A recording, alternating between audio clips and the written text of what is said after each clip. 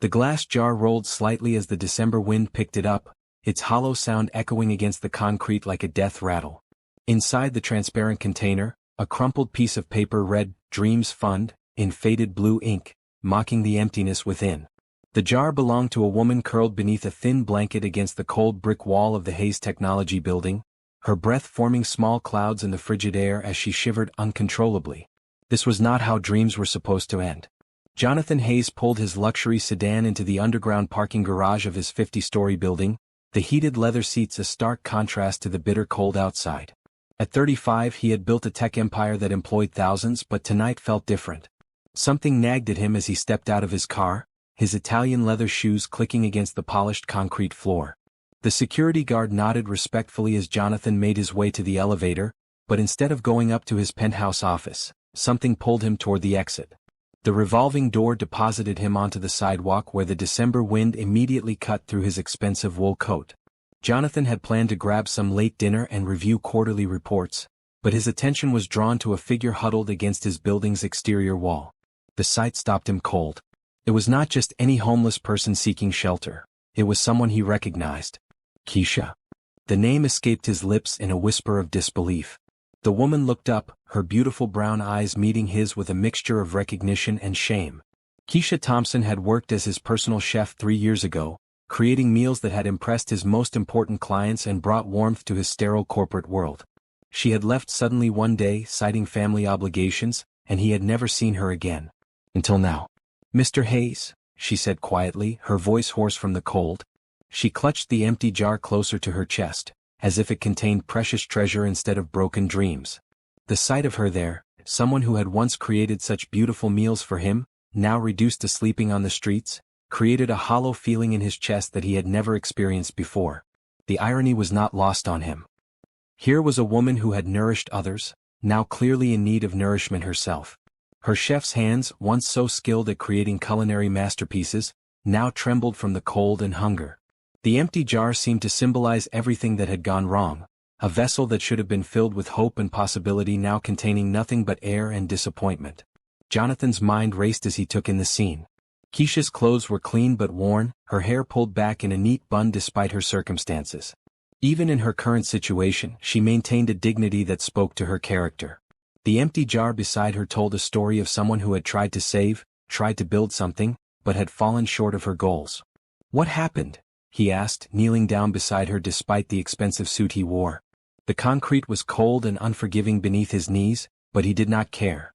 This woman had once made his house feel like a home with her cooking and warm personality. Seeing her like this created an ache in his heart that no amount of money could fix. Keisha's eyes filled with tears. She tried to blink away. "Lost my job 6 months ago when the restaurant closed. Medical bills from my mother's cancer treatment wiped out my savings.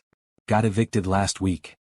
Her voice broke slightly on the last words, the weight of her situation evident in every syllable. The empty jar seemed to mock them both as it sat between them on the cold concrete.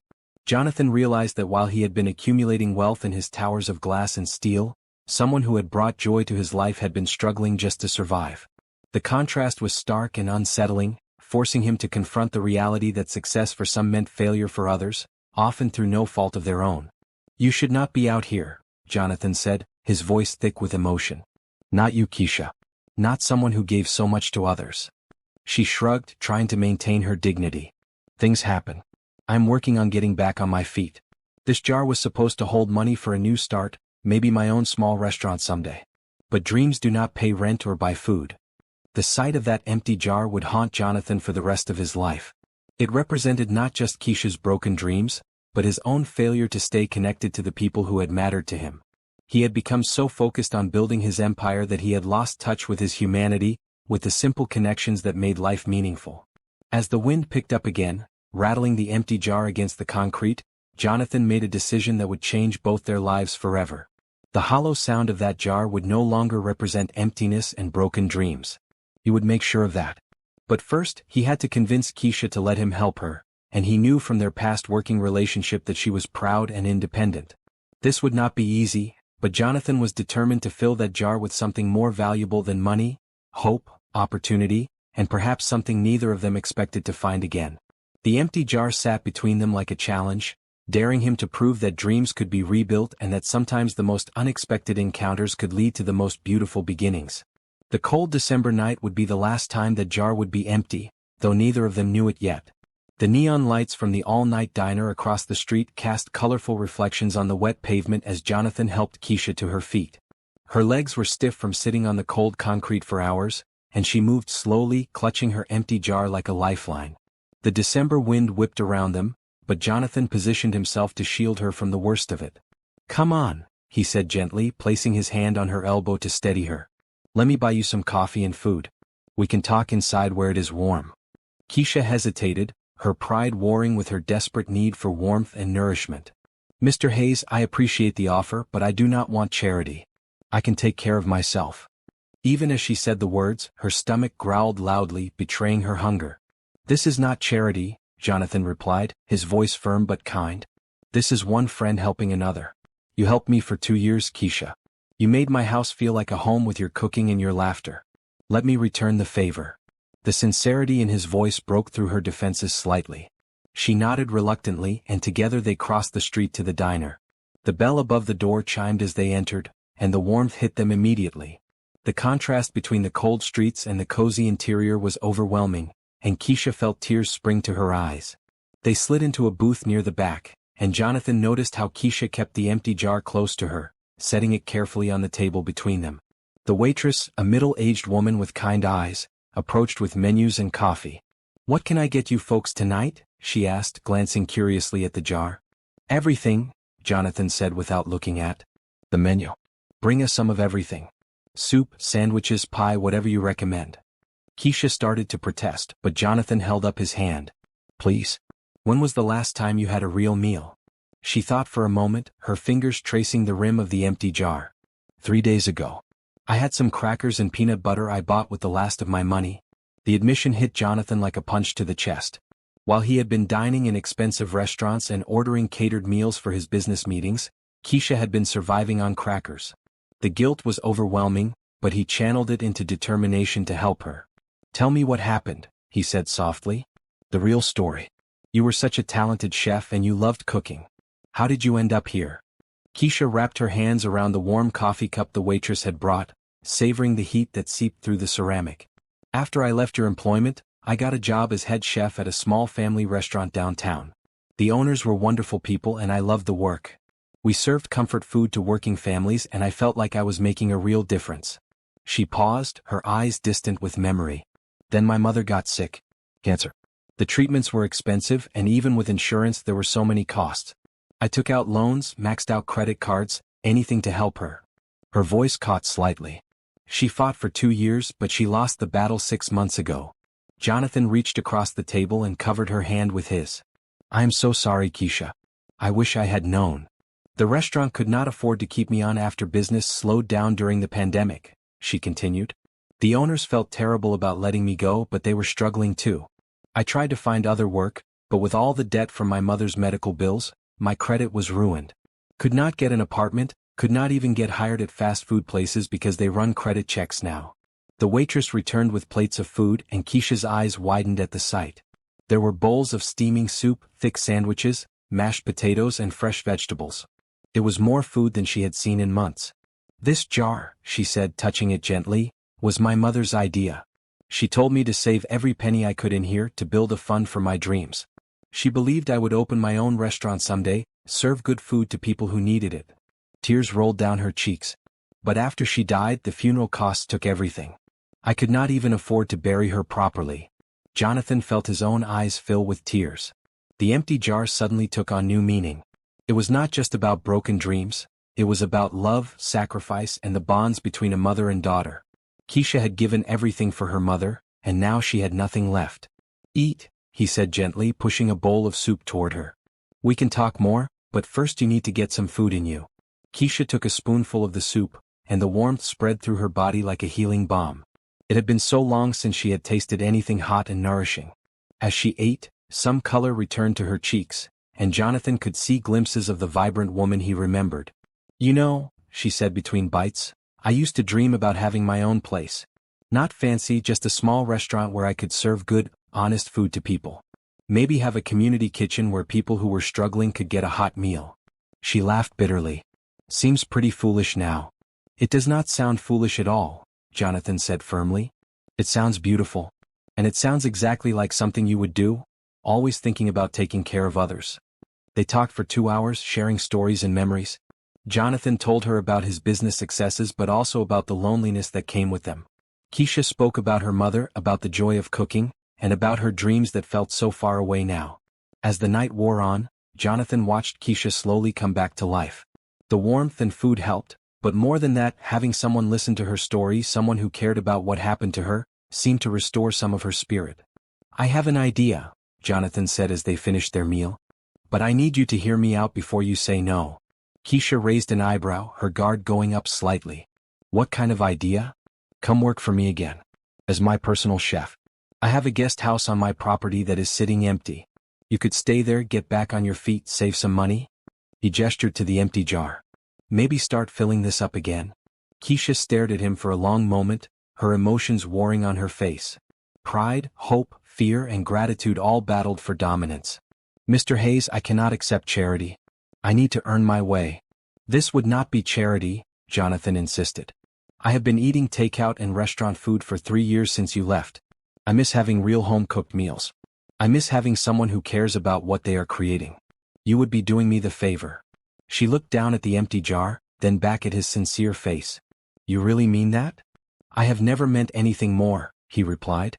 Besides, what other choice do you have right now? Let me help you get back on your feet and then you can chase those dreams again. Fill that jar with hope instead of letting it stay empty. Keisha felt something shift inside her chest. For the first time in months, she felt a spark of hope. Maybe this was not the end of her story after all. Maybe it was a new beginning.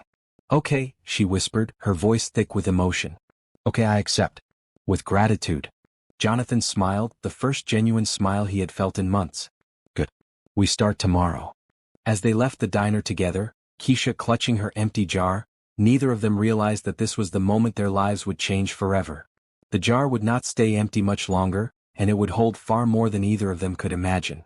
The morning sun streamed through the floor-to-ceiling windows of Jonathan's penthouse office as he made phone calls to prepare for Keisha's arrival. He had barely slept the night before, his mind racing with plans and possibilities. The image of that empty jar kept haunting him, but now it represented opportunity rather than despair.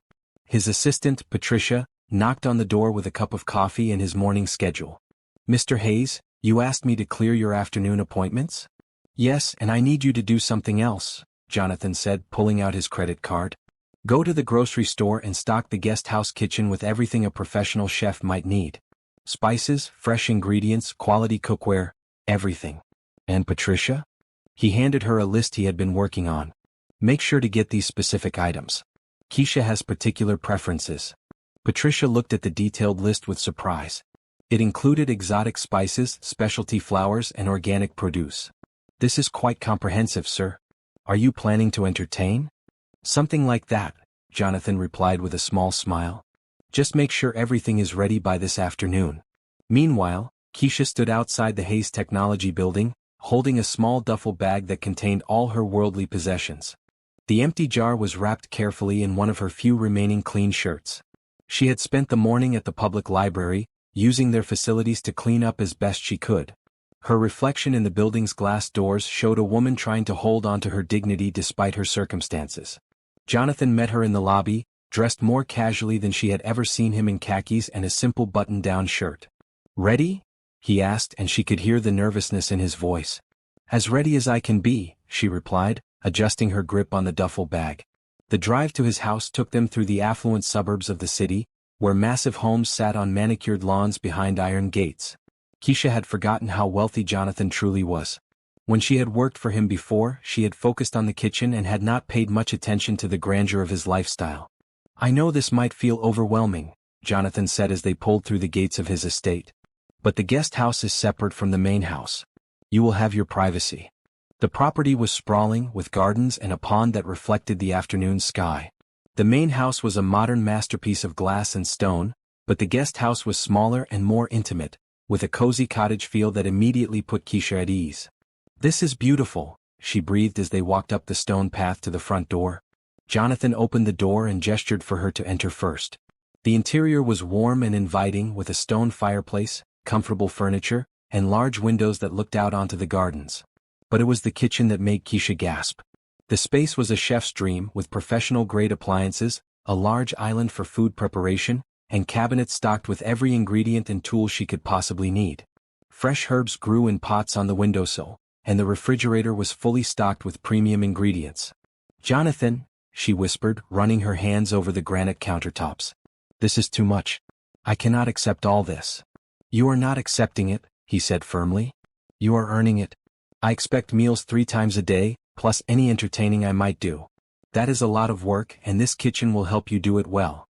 He paused, watching her face. "Besides, I had this kitchen designed but never really used it properly. It needs someone who understands food to bring it to life." Keisha set her duffel bag down and carefully unwrapped her empty jar, placing it on the kitchen counter where it caught the afternoon light. "It feels strange to have hope again," she admitted. "Hope is not strange," Jonathan replied. "It is necessary. And Keisha? That jar is going to be full again. I promise you that." They spent the afternoon going over her responsibilities and discussing meal preferences. Jonathan was easy to please but had developed more sophisticated tastes since she had worked for him before. He traveled frequently for business and entertained clients regularly, so she would need to be prepared for various types of occasions. "I have a dinner party next Friday," he mentioned as they finished their discussion. 8 people including myself. Nothing too formal, but these are important potential investors. Do you think you could handle something like that? Keisha felt a flutter of excitement mixed with nervousness.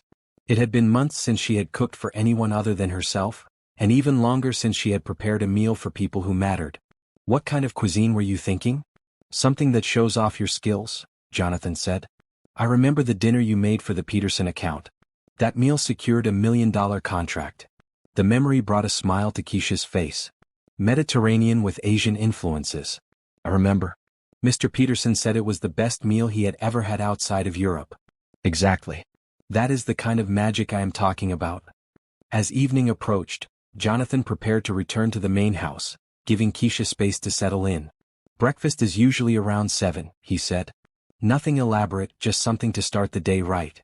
After he left, Keisha stood alone in the beautiful kitchen, overwhelmed by the turn her life had taken in just 24 hours.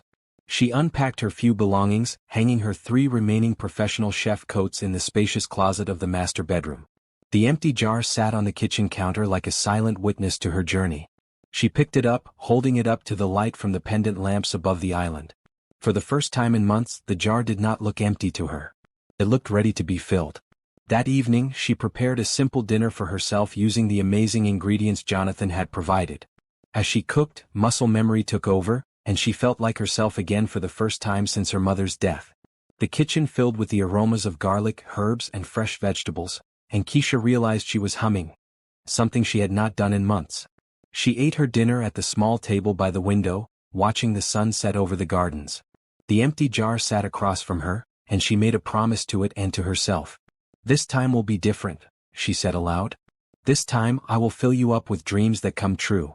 As she cleaned up after dinner, Keisha felt something she had not experienced in a long time: peace. She had work to do, a purpose again, and for the first time since her mother's death, she had hope for the future. The empty jar caught the light from the kitchen lamps, no longer looking hollow and sad, but expectant and full of possibility.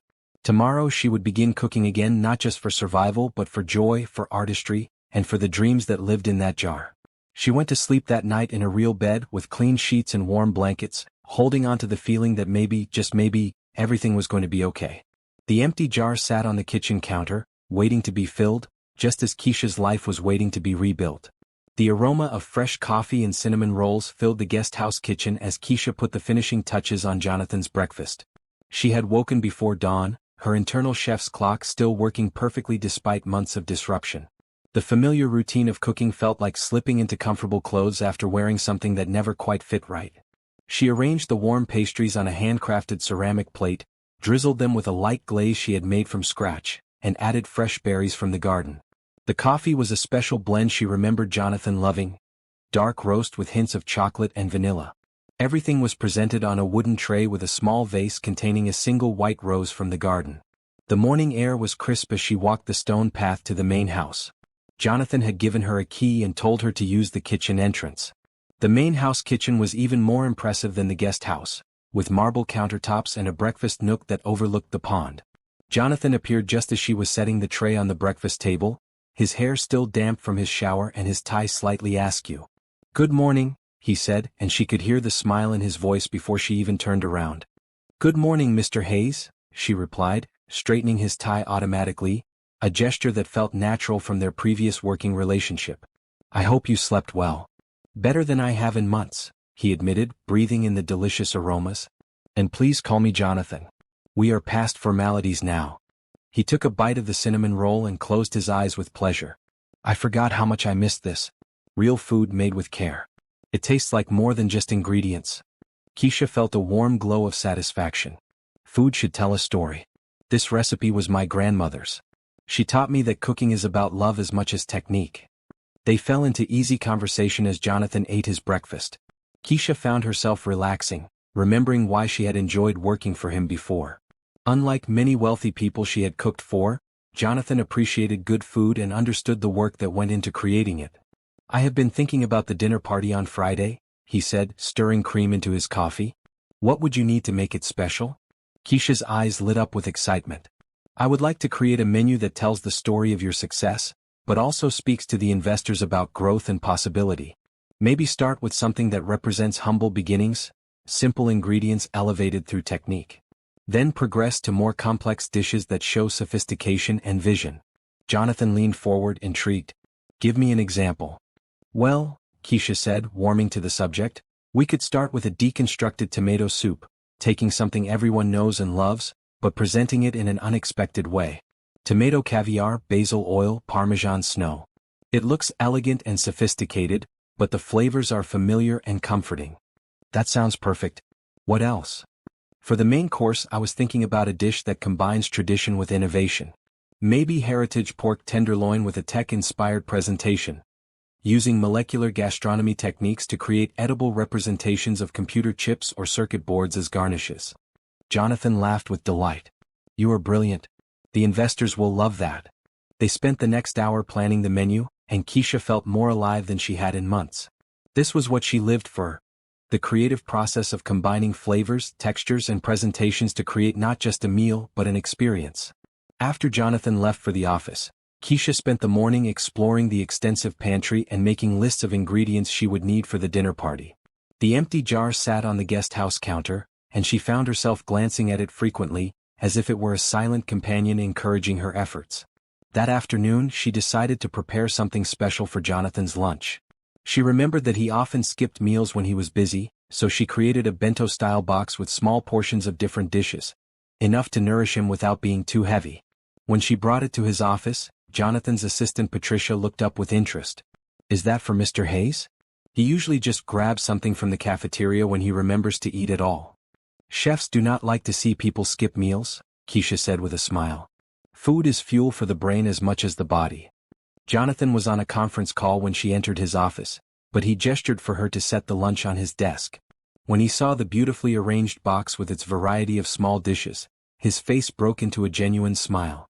He held up one finger to indicate he would be off the call soon. Keisha left him to his work but felt satisfied knowing he would eat well. This was what she had missed most about cooking professionally, the ability to nourish and care for people through food. That evening, Jonathan returned to the guest house for dinner, something he had never done when she worked for him before. "I hope you do not mind," he said, "but I thought we could eat together. The main house feels too big and empty sometimes." "Of course," Keisha replied, pleased by his company. "I made braised short ribs with root vegetables." Comfort food seemed right for a Tuesday evening. They ate by candlelight, the conversation flowing easily between memories of her previous employment, stories about his business ventures, and discussions about food and cooking. Keisha noticed that Jonathan seemed more relaxed than she remembered him being before, as if the success he had achieved had given him permission to slow down and enjoy simple pleasures.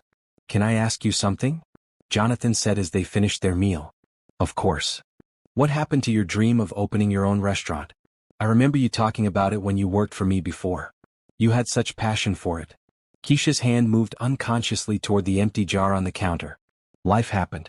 My mother got sick and everything else became secondary. By the time she died, I had no savings left, no credit, no way to get a loan for a business. She paused, then added softly, "Sometimes I wonder if I was foolish to dream so big." "You were not foolish," Jonathan said firmly. "Dreams are what separate existing from living. And Keisha? That dream is not dead. It is just waiting for the right moment." After dinner, Jonathan helped her clean up, something that surprised her. Most wealthy people she had worked for would never set foot in a kitchen except to give instructions. "This feels good," he said, drying dishes while she washed. "Normal. I spend so much time in boardrooms and business dinners that I forget what it feels like to just live." As they worked side by side, Keisha felt something shifting in their relationship. They were no longer just employer and employee. They were becoming friends, sharing stories and laughter over simple tasks. When Jonathan finally returned to the main house, Keisha sat at her kitchen table with a cup of tea, looking at the empty jar. For the first time since her mother's death, she allowed herself to imagine filling it again. Not just with money but with hope, dreams and possibilities. She picked up a pen and a piece of paper and began writing down ideas for her dream restaurant. A community kitchen where she could serve good food to everyone, regardless of their ability to pay. A place where food would bring people together and nourish both body and soul. The empty jar seemed to glow in the lamplight, no longer mocking her failed dreams but encouraging new ones. Tomorrow she would continue cooking for Jonathan, honing her skills and rebuilding her confidence.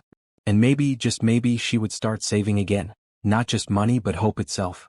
3 weeks had passed since Keisha began working for Jonathan, and their daily routines had developed a comfortable rhythm. Each morning she would prepare his breakfast and they would share coffee while discussing the day ahead. Jonathan had started requesting specific dishes from their past working relationship, and Keisha was delighted to discover her muscle memory intact despite the months away from professional cooking. The dinner party on Friday had been a tremendous success. The investors had been impressed not only with the innovative menu but with the story behind each dish that Keisha had carefully crafted. 2 of them had even asked for her contact information, wondering if she did private catering. Jonathan had beamed with pride as he watched his guests enjoy her creations. This morning was different though. Jonathan had mentioned that his business partner, Rebecca Martinez, would be joining them for lunch to discuss a major expansion project. It would be the first time Keisha would cook for someone else since returning to work. "Rebecca can be a bit intimidating," Jonathan warned as Keisha planned the menu. "She is brilliant but very direct. Do not take it personally if she seems cold at first." "What does she like to eat?" Keisha asked practically. "She is health conscious but not fussy. She appreciates good food but does not have time for anything too elaborate." Keisha decided on a menu that would be impressive but not over the top. Seared salmon with quinoa pilaf, roasted vegetables with herbs from the garden, and a light lemon tart for dessert. Everything could be prepared in advance so she could focus on perfect execution. Rebecca arrived at noon sharp, a tall woman in her 40s with silver-streaked hair and intelligent eyes behind stylish glasses. She wore a tailored navy suit and carried herself with the confidence of someone accustomed to being the smartest person in the room. "So you are the famous Keisha," Rebecca said when Jonathan introduced them. "Jonathan has not stopped talking about your cooking since you returned." "I hope that is a good thing," Keisha replied with a smile. "We will see," Rebecca said, but there was a hint of warmth in her eyes that suggested she was not as severe as she appeared. Keisha served the meal in Jonathan's dining room, presenting each dish with careful attention to visual appeal as well as flavor. She noticed Rebecca examining each component with the analytical eye of someone who appreciated quality and attention to detail. "This salmon is perfectly cooked," Rebecca said after her first bite. "The quinoa has an interesting texture. What did you add to it?" "Toasted pine nuts and fresh dill," Keisha replied. "The combination adds both crunch and brightness to balance the richness of the fish." "Clever." Rebecca took another bite then looked directly at Keisha. "Jonathan tells me you have dreams of opening your own restaurant." Keisha felt heat rise in her cheeks. "Someday perhaps. Right now I am focused on doing good work here." "That is diplomatic," Rebecca said with a slight smile. "But I did not ask about right now. I asked about your dreams." Jonathan started to intervene, but Keisha held up her hand. "Yes, I dream of opening a community restaurant. Somewhere that serves excellent food to everyone, regardless of their economic situation. Good nutrition should not be a luxury." Rebecca leaned back in her chair, studying Keisha with new interest. "That is a business model with significant challenges. How would you make it profitable?" "Multiple revenue streams," Keisha replied without hesitation. Premium dining in the evenings to subsidize community meals during the day. Catering services, cooking classes, maybe even a small market selling prepared foods and specialty ingredients. Have you researched locations? Developed a business plan? Keisha's confidence wavered slightly. I was working on those things before my circumstances changed. I have not had the resources to continue that research recently. Rebecca nodded thoughtfully. Obstacles are temporary. Vision is permanent. She turned to Jonathan. This food is exceptional. You are lucky to have her. After lunch, Rebecca pulled Jonathan aside while Keisha cleared the dishes. She is wasted as just a personal chef, Rebecca said quietly. That woman has vision and talent. You should be helping her build something bigger. I am helping her, Jonathan replied defensively. She was homeless 3 weeks ago. That is charity, Rebecca said bluntly. What she needs is investment in her future.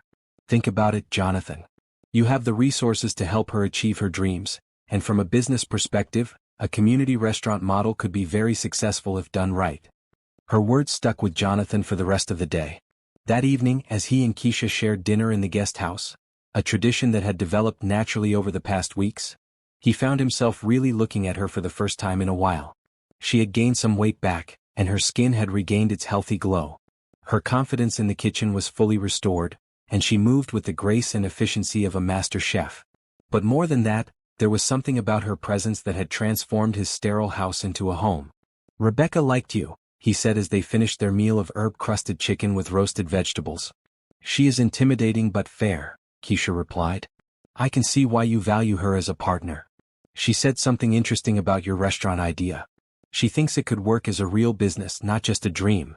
Keisha's hand moved to the empty jar on the counter, a gesture that had become automatic when the subject of her dreams came up. Maybe someday.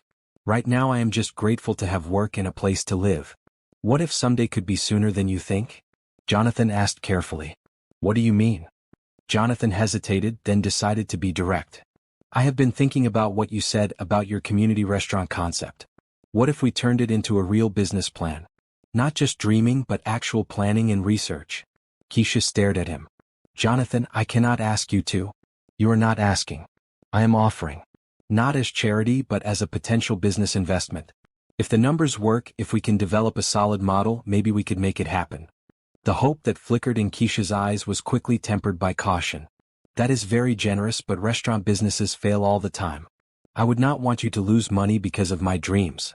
Every business involves risk, Jonathan said. But some risks are worth taking. Besides, I did not become successful by avoiding challenges. I became successful by recognizing good opportunities and good people. They spent the next 2 hours at the kitchen table, Keisha sketching out ideas while Jonathan asked practical questions about costs, locations, and logistics. The empty jar sat between them like a silent witness to the conversation, reflecting the lamplight as their plans took shape. There is a neighborhood downtown that is going through revitalization, Keisha said, her excitement growing as she talked. Lots of young families moving in, but also longtime residents who have been there for decades. It would be perfect for a community-focused restaurant. Tell me more about the community meal concept, Jonathan said, making notes on his tablet. 2 different menus, Keisha explained. During lunch hours, simple, nutritious meals at very low cost. Maybe $5 or even pay what you can for people who need it. Then in the evenings, elevated comfort food at regular restaurant prices. The dinner service subsidizes the lunch program. And the people paying full price do not mind subsidizing others? They feel good about it, Keisha said confidently. People want to be part of something meaningful. When they know their dinner is helping feed someone who is struggling, it makes the experience more valuable, not less. Jonathan was impressed by how thoroughly she had thought through the concept. This was not just a pipe dream, it was a vision with real substance behind it. What would you call it? He asked. Keisha smiled, touching the empty jar gently. The full jar. A place where everyone leaves satisfied and no one goes away empty. The name sent a chill down Jonathan's spine. It was perfect, simple, meaningful, and directly connected to Keisha's personal journey. He could already envision the logo, the marketing, the story they would tell. I love it, he said quietly. They worked until nearly midnight, filling page after page with ideas, concerns, and possibilities. When they finally stopped, both were exhausted but energized by what they had created together. This feels real, Keisha said, looking at their notes spread across the table. For the first time since my mother died, this feels like something that could actually happen. It is real, Jonathan assured her. Tomorrow I will have my legal team start researching restaurant licensing and permits. Rebecca knows commercial real estate. I will ask her to keep an eye out for suitable locations. After Jonathan returned to the main house, Keisha sat alone with the empty jar and their evening's work. She picked up the jar and held it up to the light, imagining it full not just of money, but of possibilities, hopes, and dreams coming true. For the first time in months, she allowed herself to believe that maybe her story was not ending. Maybe it was just beginning a new chapter. The full jar would not just be a restaurant. It would be a place where emptiness was filled, where hunger was satisfied, and where dreams became reality. She carefully gathered up their notes and placed them in a folder, then set the empty jar on top. Tomorrow she would start researching recipes, calculating costs, and turning their late-night planning session into concrete action steps. The empty jar caught the moonlight streaming through the window, and for just a moment, Keisha could swear it looked less empty than it had before. Maybe it was just her imagination, but it seemed to be waiting patiently to be filled with all the wonderful things that were about to come. The morning sun streamed through the windows of a small storefront on Maple Street as Keisha and Jonathan stood inside the empty space, their footsteps echoing on the hardwood floors. Rebecca had found the location just 2 days after their late-night planning session, and they had rushed over to see it before anyone else could claim it. The previous tenant was a bookstore, the real estate agent explained, gesturing around the open space. The owner retired and moved to Florida. The space has been empty for 3 months, so the landlord is motivated to negotiate. Keisha walked slowly through the space, her trained eye already envisioning the layout. The front area was perfect for dining tables, with large windows that would flood the space with natural light. The back portion had been the bookstore's storage area, but it was large enough for a professional kitchen with room for prep stations and cooking equipment. "The bones are good," she said to Jonathan, running her hand along the exposed brick wall. "With the right renovation, this could be exactly what we need." Jonathan was examining the electrical and plumbing access, thinking about the practical requirements for restaurant equipment. "We would need to upgrade everything for commercial kitchen use, but the space is definitely workable." The real estate agent excused herself to take a phone call, leaving Keisha and Jonathan alone in the space. The silence felt pregnant with possibility as they both imagined what the full jar could become. "I can see it," Keisha said softly, her eyes bright with excitement. Community tables here in the front, smaller intimate tables along the windows. The kitchen completely open so people can watch the cooking process. A display case here for fresh baked goods and prepared foods to take home. "What about storage? Office space?" Jonathan asked practically. "Basement access through that door," Keisha pointed. "Perfect for dry storage and a small office. We could even use part of it for cooking classes eventually." They spent an hour measuring, taking photos, and discussing modifications with the contractor Rebecca had recommended.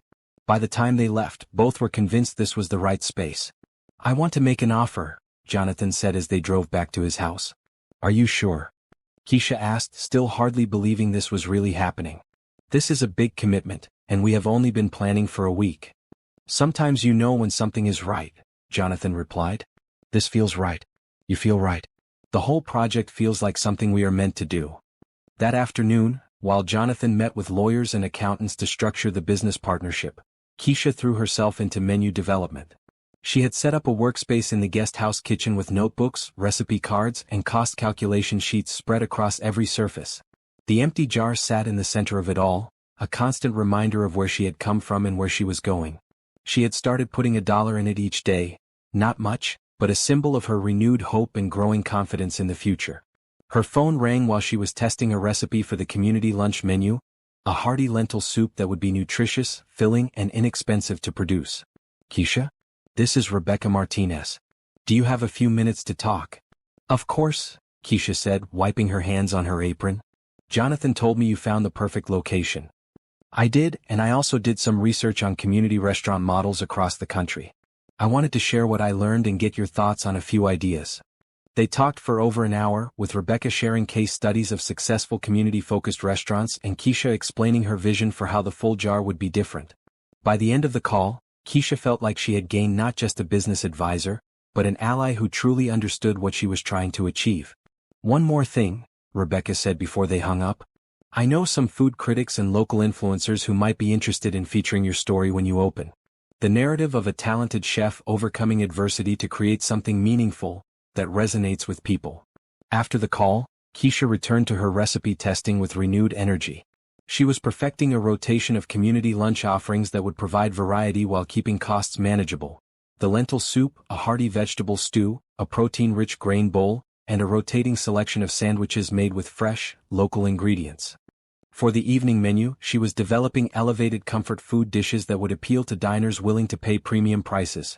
Braised short ribs with polenta, seared duck breast with seasonal vegetables, handmade pasta with locally sourced ingredients. Each dinner dish would be priced to cover its own costs plus contribute to subsidizing the community lunch program. Jonathan returned that evening with good news. The lease offer was accepted, he announced as he entered the guest house kitchen. We can take possession next Monday and start renovations immediately. Keisha felt her knees go weak with excitement and terror. It is really happening, she whispered. It is really happening, Jonathan confirmed, pulling her into a celebratory hug. Keisha, we are going to change lives with this restaurant. Starting with yours. They celebrated with a special dinner. Keisha prepared Jonathan's favorite dish from their early working relationship, beef tenderloin with roasted vegetables and a red wine reduction. As they ate, they talked about timelines, staffing needs, and marketing strategies.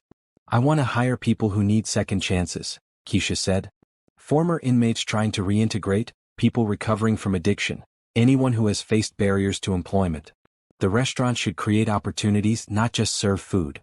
That is beautiful, Jonathan said. It also makes good business sense. People who have overcome challenges often have strong work ethics and deep appreciation for opportunities. Exactly. And I want to source ingredients locally whenever possible. Support other small businesses and reduce our environmental impact. Jonathan watched her face light up as she talked about her vision, and he realized something had shifted in his feelings for her. What had started as compassion for someone in need, then developed into respect for her talents, was becoming something deeper. He cared about her success not just as a business partner, but as someone whose happiness had become important to his own. After dinner, they walked through Jonathan's garden in the moonlight, discussing plans for the restaurant's herb garden and possible partnerships with local farms. Keisha felt more alive than she had in years, her mind buzzing with possibilities and her heart full of gratitude. I need to ask you something, she said as they paused by the pond. Why are you doing this? Really? You could invest in any business, work with any chef. Why take a risk on me and my crazy community restaurant idea? Jonathan was quiet for a long moment, watching the moonlight reflect on the water. Because in the 3 weeks since you came back into my life, you have reminded me what it feels like to have purpose beyond just making money. You cook with love, you dream with hope, and you see possibility where others see problems. That is rare, Keisha. That is worth investing in. His words brought tears to her eyes. I do not know how to thank you. You do not need to thank me, Jonathan said gently. Just succeed. Fill that jar with everything you have dreamed of, and let me be part of making it happen. They returned to the guest house where Keisha's planning materials were still spread across the kitchen table. The empty jar sat in the center, reflecting the overhead lights like a beacon of hope. $3 more today, Keisha said, dropping coins into the jar. It is not much, but it is something. Every dollar counts, Jonathan agreed. But soon that jar is going to be filled with something more valuable than money. What is that? Proof that dreams come true when you work for them and have people who believe in you. As Jonathan headed back to the main house, Keisha sat at her table surrounded by recipes, business plans, and dreams taking shape. The empty jar no longer looked empty to her. It looked expectant, ready to hold all the wonderful things that were about to unfold. She picked up her pen and wrote at the top of a fresh page, the full jar, grand opening plan. Then she began writing down everything they would need to do to turn their shared vision into reality. For the first time since her mother's death, Keisha went to sleep feeling not just hopeful about the future, but confident that she had the power to create the life she wanted. The empty jar sat on her nightstand, waiting patiently to be filled with dreams come true. The renovation of the full jar had been underway for 6 weeks, and the empty storefront was slowly transforming into Keisha's dream restaurant. She spent her mornings cooking for Jonathan, her afternoons at the construction site, and her evenings developing recipes and training procedures. The empty jar now contained $43 and a collection of small mementos, a flower from Jonathan's garden, a business card from their contractor, a photo of the space on the day they signed the lease. This particular evening was different, though. Jonathan had asked Keisha to prepare a special dinner for just the two of them, saying he had something important to discuss. She had chosen to make something meaningful. The first meal she had ever cooked for him years ago when she started working as his personal chef. The dining room in the main house was set with candles and fresh flowers from the garden. Jonathan had opened a bottle of wine that he had been saving for a special occasion, though he had not told Keisha what made tonight special. "This is perfect," Jonathan said as Keisha served the pan-seared halibut with lemon butter sauce and roasted asparagus. "It tastes exactly like it did that first night you cooked for me. I remember thinking I had never had fish prepared so perfectly."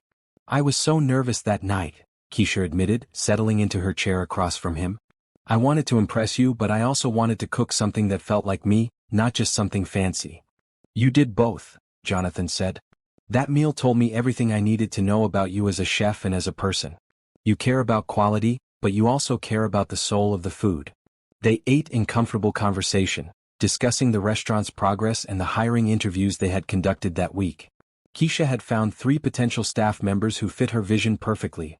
A young man recently released from prison who had learned to cook during his incarceration, a single mother trying to rebuild her life after addiction recovery, and an older woman who had been laid off from her corporate job and wanted to try something completely different.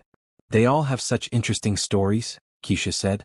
"People who have faced real challenges but are ready to work hard for a new opportunity. That is exactly what I hoped to find." "Like you," Jonathan observed quietly. "Like me," Keisha agreed. "We all deserve second chances." As they finished the main course, Jonathan seemed to grow more nervous. He kept fidgeting with his wine glass and glancing at Keisha as if he wanted to say something but could not find the words. "Jonathan, what is it?" Keisha finally asked. "You said you had something important to discuss, but you seem uncomfortable. Is there a problem with the restaurant financing?"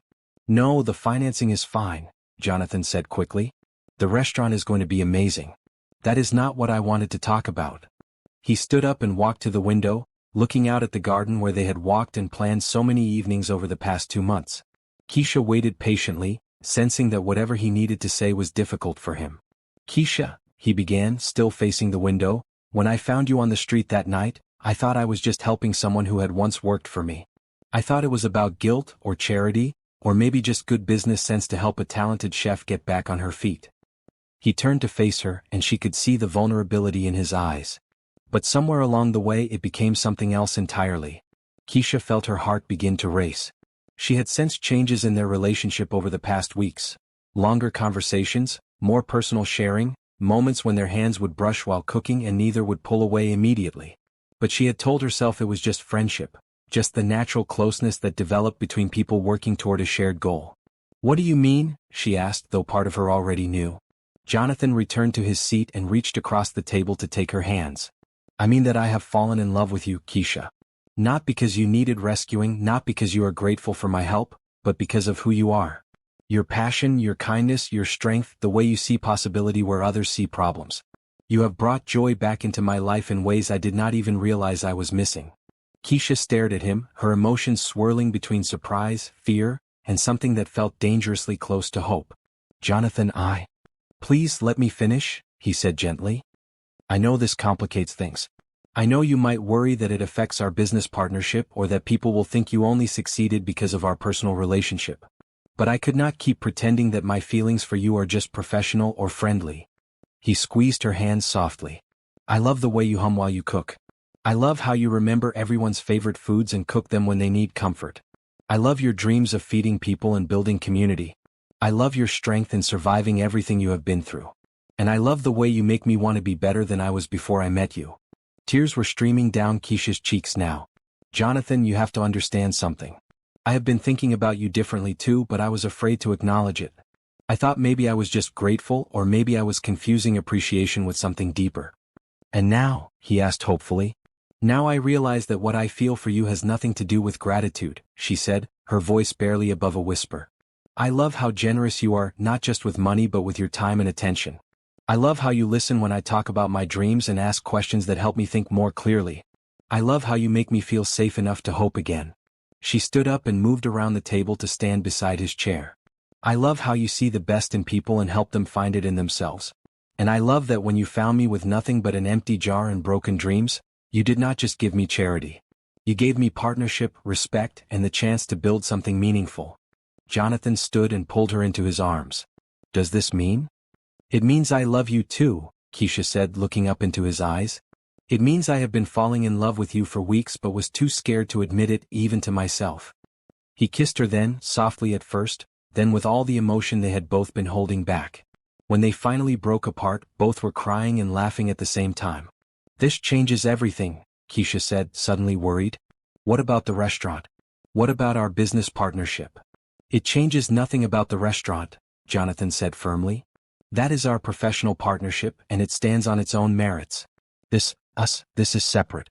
This is about two people who found each other at exactly the right moment and discovered they fit together perfectly. They spent the rest of the evening talking about their feelings, their fears, and their hopes for the future. They discussed how to maintain professional boundaries at the restaurant while nurturing their personal relationship, and they made plans for their first official date. Something that felt both silly and important given how much time they already spent together. I want to take you somewhere special, Jonathan said as they finally prepared to part for the night. Not expensive, not fancy, just somewhere that means something. Where? Keisha asked. That diner where we had our first real conversation. Where you told me about your dreams and I started falling in love with your vision for the future. Keisha smiled through fresh tears. That sounds perfect. As she walked back to the guest house, Keisha felt like she was floating. The empty jar seemed to glow in the moonlight streaming through her kitchen window, and she realized it no longer looked empty at all. It was filling up with love, hope, dreams, and now the most unexpected gift of all, a partner who saw her not as someone to be rescued, but as someone to build a life with. She added $3 more to the jar from her day's wages, then impulsively added the flower Jonathan had given her from tonight's dinner table. The jar was becoming a collection of moments, memories, and milestones on her journey from despair to joy. Thank you, she whispered to the jar, to her mother's memory, to whatever forces in the universe had brought her and Jonathan together. Thank you for not letting me give up. Tomorrow would bring new challenges as they navigated their changing relationship while continuing to build their dream restaurant. But tonight, Keisha went to sleep knowing she was loved and loving in return, and that sometimes the most beautiful endings are actually just the beginning of something even more wonderful. The morning after their confession brought a new energy to Jonathan and Keisha's routine, though they both worked to maintain their professional boundaries during business hours. Keisha still prepared his breakfast and brought it to the main house, but now their conversations were punctuated with shared smiles and moments of connection that felt different from before. Good morning, Jonathan said when she arrived with his coffee and fresh croissants. His smile was brighter than usual, and he held her gaze longer than necessary when she set the tray down. Good morning, she replied, straightening his tie as she had done hundreds of times before. But this time, her fingers lingered on the silk fabric, and she let herself enjoy the simple intimacy of the gesture. How did you sleep? He asked, covering her hand with his. Better than I have in months, she admitted. Everything feels different now. Brighter, somehow. Their official first date that evening was everything Keisha had hoped it would be. Jonathan picked her up in his car, brought her flowers from his garden, and drove them to the same diner where they had shared their first real conversation 2 months earlier. The waitress who had served them that cold December night was working again, and she recognized them immediately. Well, look who's back, she said with a warm smile. You two look a lot happier than you did last time. We are, Jonathan said, squeezing Keisha's hand across the table. A lot has changed since then. They ordered the same foods they had shared that first night, soup, sandwiches, and pie, but everything tasted different now. The conversation flowed even more easily than before, mixing talk of the restaurant's progress with more personal sharing about their childhoods, their dreams, and their hopes for the future. I want to show you something, Jonathan said after they finished eating. He pulled out his phone and showed her a photo. Rebecca sent this today. It is the final design for the full jar's sign. The image showed elegant lettering in warm gold against a deep green background, with a subtle illustration of a mason jar filled with light. Below the main name, smaller text read Community Kitchen and Cafe. It is perfect, Keisha breathed, tears springing to her eyes. It looks exactly like what I imagined in my head but could never describe. The fabricators say it will be ready for installation next week, just in time for our soft opening. The soft opening was scheduled for the following Saturday. A trial run with invited guests to test the kitchen systems and service before the official grand opening. Keisha had been both excited and terrified about it for weeks, but having Jonathan's love and support made her feel ready for anything. Over the next week, they fell into a new rhythm that balanced their growing romance with the intense demands of preparing for the restaurant opening. Mornings still began with breakfast together, But now they also ended with evening walks through the garden, quiet dinners in the guest house, and long conversations about everything and nothing. Jonathan had moved their business meetings to his office to maintain professional boundaries, but he still came to the guest house most evenings, where they would cook together while discussing their days. Keisha discovered that Jonathan was actually quite skilled in the kitchen when he had someone patient enough to teach him. "You have good instincts," she said one evening as he successfully flipped crepes without breaking them. "With practice you could be a decent cook." "I have an excellent teacher," he replied, sliding his arms around her waist from behind as she stirred a sauce on the stove. "An excellent motivation to learn." The physical affection between them had developed naturally, holding hands during their walks, brief kisses when they parted for the night, comfortable embraces while cooking together. They had not rushed into anything more intimate, both wanting to savor this phase of their relationship and build a strong emotional foundation. 3 days before the soft opening, Keisha's new staff arrived for their final training session. Marcus Johnson, the young man who had learned to cook in prison, demonstrated knife skills that impressed even Keisha. Carmen Rodriguez, the single mother in recovery, showed natural leadership abilities that would make her perfect as a shift supervisor. And Dorothy Chin, the former corporate executive, brought organizational skills that would help streamline their service procedures. Jonathan observed the training from a corner table, officially there to review operational procedures but actually there to watch Keisha in her element. She was a natural teacher, patient but demanding, encouraging but honest about areas that needed improvement. Watching her work with her new team, he felt a surge of pride and love that took his breath away. "She is something special," said a voice behind him. Rebecca had arrived early for their scheduled business meeting and had been watching the training session as well. "She really is," Jonathan agreed. "I knew she was talented, but seeing her lead a team build something from nothing. She is remarkable." "And you are in love with her," Rebecca observed with a knowing smile. Jonathan felt heat rise in his cheeks. "Is it that obvious?" "Only to someone who has known you for 10 years and has never seen you look at anyone the way you look at her." Rebecca sat down beside him. "Does she know?" "As of 3 days ago, yes. We both finally admitted what has been developing between us." "Good," Rebecca said firmly. "Life is too short to waste time pretending you do not care about someone who makes you happy." The training session concluded with a full practice service, where the team prepared and served a complete menu to Jonathan, Rebecca, and several other invited guests. Everything went smoothly, and Keisha felt confident that they were ready for the soft opening. That evening, she and Jonathan celebrated with a quiet dinner on the patio of the guest house. The October air was crisp but comfortable, and they had strung lights overhead that created a magical atmosphere. "I have something for you," Jonathan said as they finished their meal. He handed her a small wrapped box with a nervous smile.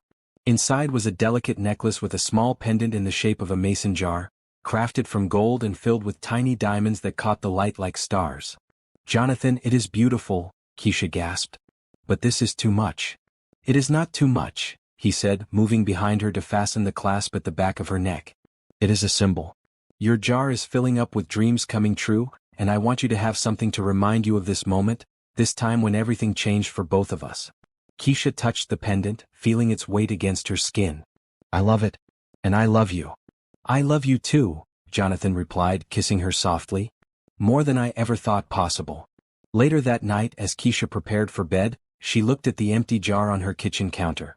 It now contained $78, along with various mementos from the past 2 months, flowers, photos, business cards, and ticket stubs from their dates. But more importantly, it represented the transformation of her entire life. She touched the necklace Jonathan had given her, then added one more item to the jar, the cork from the wine they had shared the night he confessed his love. The jar was no longer just a collection of dreams deferred. It was becoming a celebration of dreams fulfilled and love discovered. The soft opening was just 2 days away, and the official grand opening would follow a week later. But tonight, surrounded by love and hope and possibility, Keisha felt like she had already won everything that mattered. She fell asleep with Jonathan's necklace still around her neck and a smile on her face, ready to take on whatever challenges tomorrow might bring. The empty jar caught the moonlight one last time, no longer empty but full of promise for the future. Opening day of the full jar arrived with crisp October sunshine and a line of curious customers waiting outside the restaurant an hour before the official opening time. Keisha arrived at 5 a.m. to begin food preparation, her new team already busy with their assigned tasks. The empty jar sat on a shelf in her small office, now containing $127 and so many mementos that she had needed to switch to a larger jar. Everything looks perfect, Jonathan said when he arrived at 7 a.m. for a final walkthrough. He wore jeans and a casual shirt instead of his usual business attire, having taken the day off to help with the opening. "How are you feeling?" "Terrified and excited," Keisha admitted, tying her apron around her waist. "What if people do not like the food? What if the community lunch concept does not work? What if—" Jonathan stopped her spiraling thoughts with a gentle kiss. "It is going to be wonderful because you are wonderful. Trust yourself." The morning flew by in a blur of activity.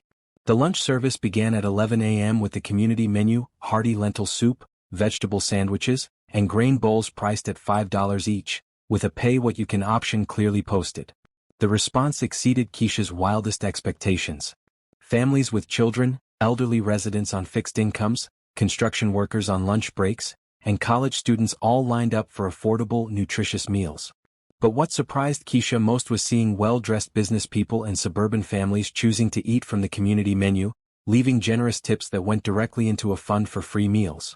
"This is amazing," Carmen said during a brief lull, her eyes bright with excitement. "People are not just buying food, they are buying into the mission." The evening service was equally successful, with reservations fully booked and a waiting list for walk-ins. Local food critics had come to review the restaurant, but Keisha was too busy cooking to be nervous about their presence. The elevated comfort food menu was receiving rave reviews from diners. The braised short ribs, handmade pasta, and seasonal vegetable dishes all earning enthusiastic praise. By 9 p.m., when they served the last dinner customer, Keisha was exhausted but glowing with success. The team had performed flawlessly, the kitchen had run smoothly, and the dining room had been filled with happy customers all day. "We did it," she said to her staff as they began cleaning up. "We actually did it."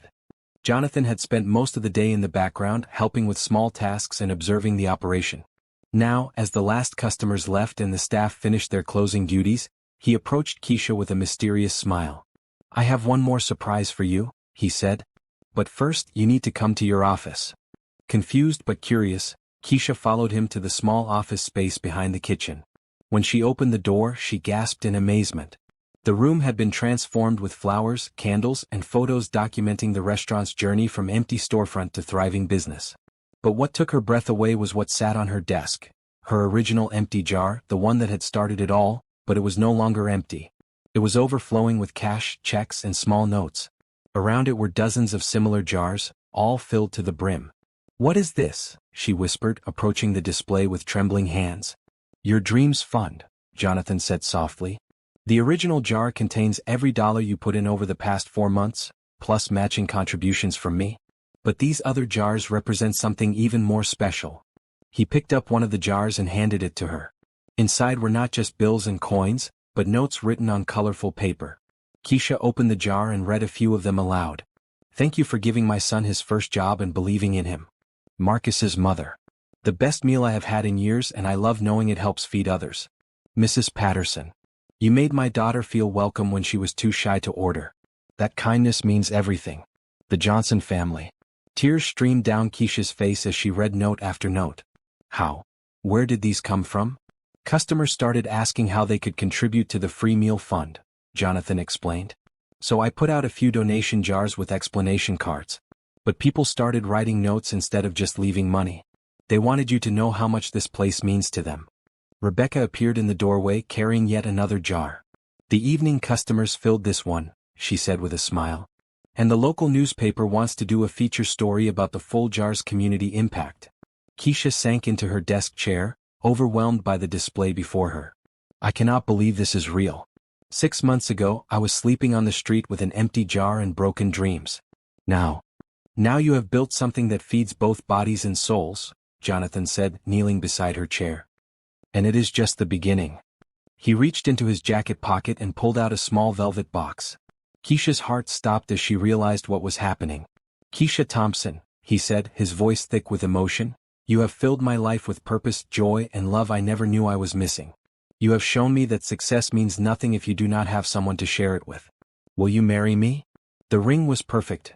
A simple solitaire diamond that caught the candlelight like a captured star. But more beautiful than the ring was the love shining in Jonathan's eyes as he waited for her answer. "Yes," she whispered, then louder, "yes." Of course yes.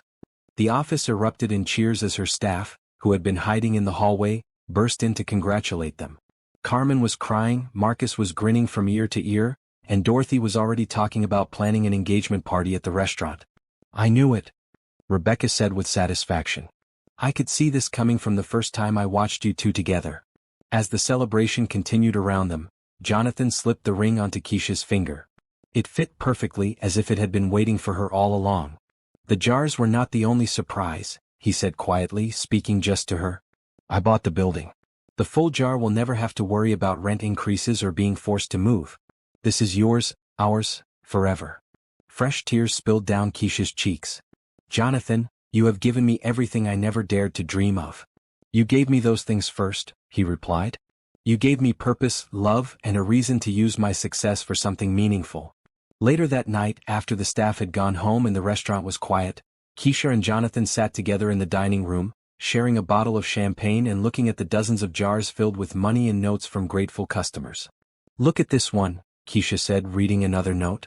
From a college student who says our $5 lunch meant she could afford to eat well for the first time in months. And this one, Jonathan added, from a grandfather who brings his grandson here every week because he wants him to learn about giving back to the community. They spent hours reading the notes, each one a testament to the impact the full jar was already having on their neighborhood. The empty jar that had once represented Keisha's broken dreams now sat surrounded by dozens of full jars representing hope, community, and love. I want to frame the first note you ever put in the original jar, Keisha said, holding up a small piece of paper. Dreams Fund, she read aloud. Such simple words, but they held so much hope even when I thought I had nothing left. What will you do with all this money? Jonathan asked, gesturing to the overflowing jars. Expand the free meal program, Keisha said without hesitation. Maybe add a mobile kitchen to serve people who cannot get to the restaurant. Start a job training program for people who want to learn culinary skills. There are so many ways we can help. Jonathan smiled at her instant focus on helping others. Whatever you want to do, we will make it happen. Together. As they prepared to leave the restaurant, Keisha took one last look around the dining room. The community tables were clean and ready for tomorrow's customers, the open kitchen gleamed under the pendant lights, and the large windows reflected the street lights outside. Thank you, she said softly to the space, to the jars, to whatever force in the universe had brought her and Jonathan together. Thank you for what? Jonathan asked. For proving that empty does not mean hopeless. For showing me that dreams can come true if you are brave enough to keep believing in them. For bringing you into my life when I needed hope the most. They walked hand in hand to Jonathan's car, Keisha's engagement ring catching the light from the street lamps. The original empty jar sat carefully in her purse, no longer empty but treasured as a reminder of how far she had come. What should we do tomorrow? Jonathan asked as they drove home. Cook breakfast together in our kitchen, Keisha said, emphasizing the word, our. Plan our wedding. Maybe start looking at locations for the second full jar location. Second location? Jonathan raised an eyebrow. This is too good not to share with more people, Keisha said with a grin. I am thinking we could franchise the model, help other chefs create community kitchens in their neighborhoods. Jonathan laughed, delighted by her ambition. 6 months ago you were worried about having enough to eat, and now you are planning a restaurant empire. Not an empire, Keisha corrected. A movement. A way to make sure no one has to choose between eating well and paying rent. A way to build community through food and kindness. As they pulled into the driveway of what would soon be their shared home, Keisha looked at the guest house where she had spent the past 4 months rebuilding her life. Soon she would move into the main house with Jonathan, but she would always be grateful for the small cottage that had sheltered her dreams while they grew strong enough to flourish. The empty jar in her purse clinked softly against her keys, a gentle reminder that sometimes the most beautiful stories begin with the most difficult chapters.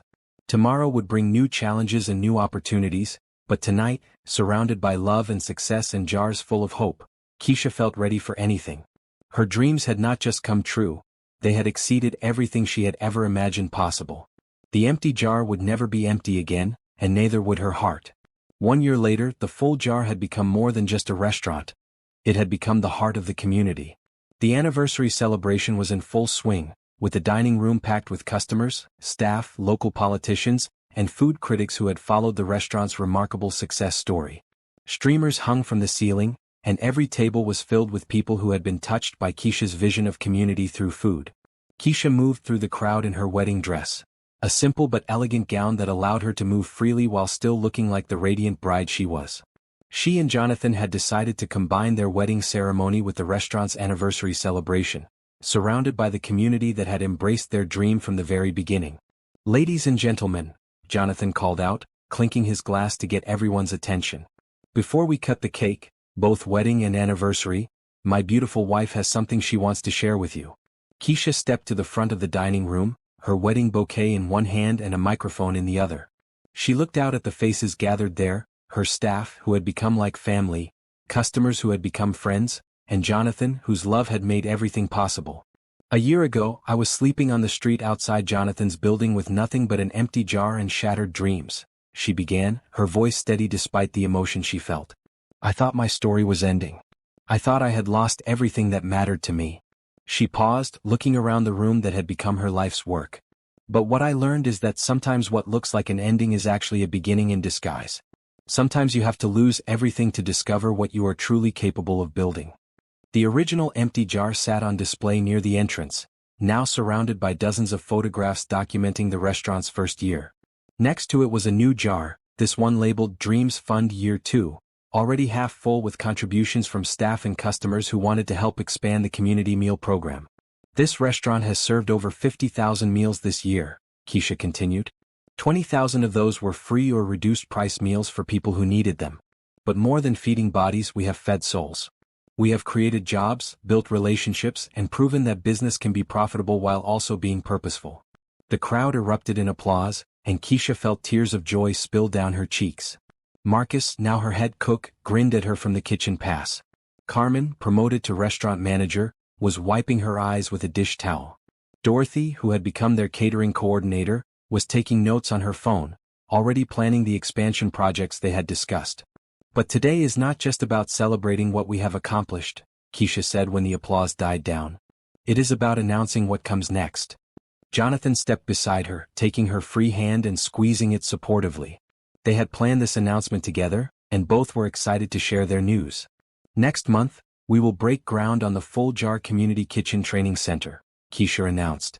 "A place where people who want to learn culinary skills can get professional training while also learning about running community-focused food businesses." The crowd cheered again, and Rebecca stepped forward with an easel holding architectural drawings of the planned facility.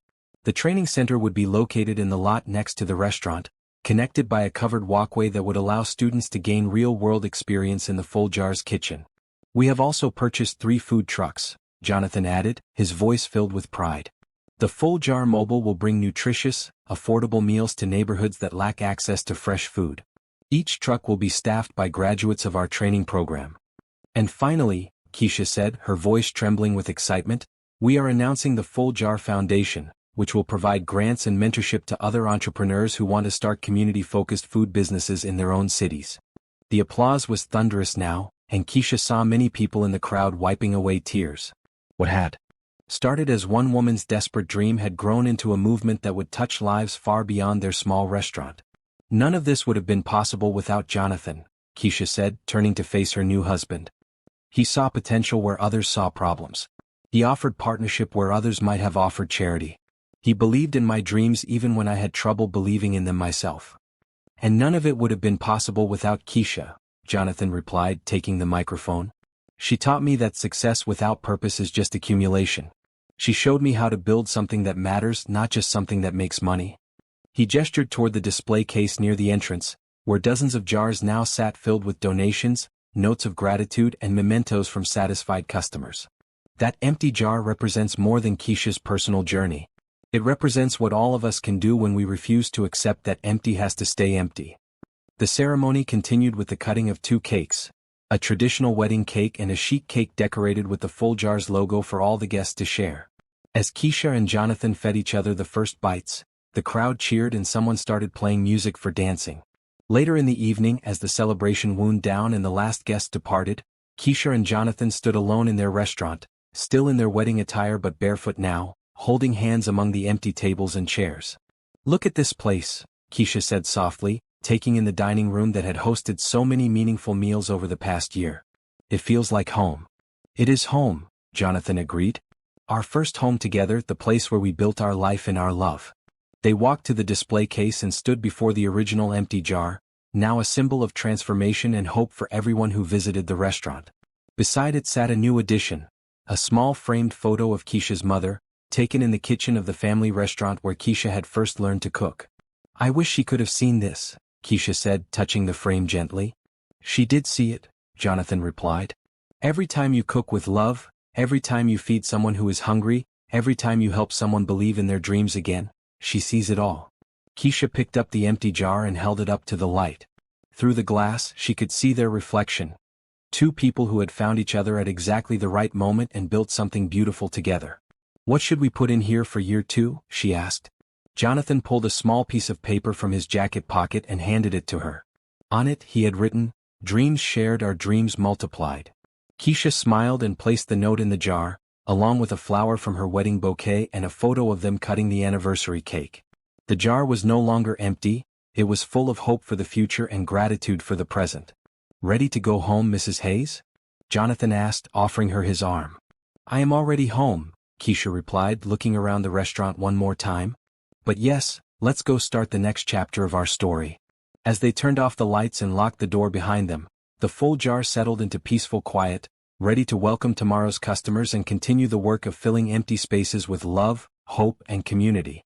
The jar that had once held nothing but broken dreams now overflowed with proof that sometimes the most beautiful endings are actually the most beautiful beginnings. Outside, the street was quiet except for the gentle sound of wind rustling through the trees they had planted in the restaurant's small garden. The sign above the door glowed softly in the moonlight, "The Full Jar, Community Kitchen and Cafe." Below it, smaller text added what had become their unofficial motto, "Where nothing stays empty for long." Keisha and Jonathan walked hand in hand toward their car, ready to begin their married life together, knowing that they had built something that would continue to nourish their community for years to come. The empty jar would never be truly empty again, just as their hearts would never lack for purpose, love, and dreams worth pursuing. Their story had come full circle, from despair to hope, from empty to overflowing, from strangers to soulmates united in love and mission. And in the morning they would wake up ready to fill even more jars, feed even more people, and prove once again that kindness and love can transform not just individual lives, but entire communities. The full jar sat quiet in the moonlight, a beacon of hope in a world that desperately needed reminders that empty spaces are just opportunities waiting to be filled with something wonderful.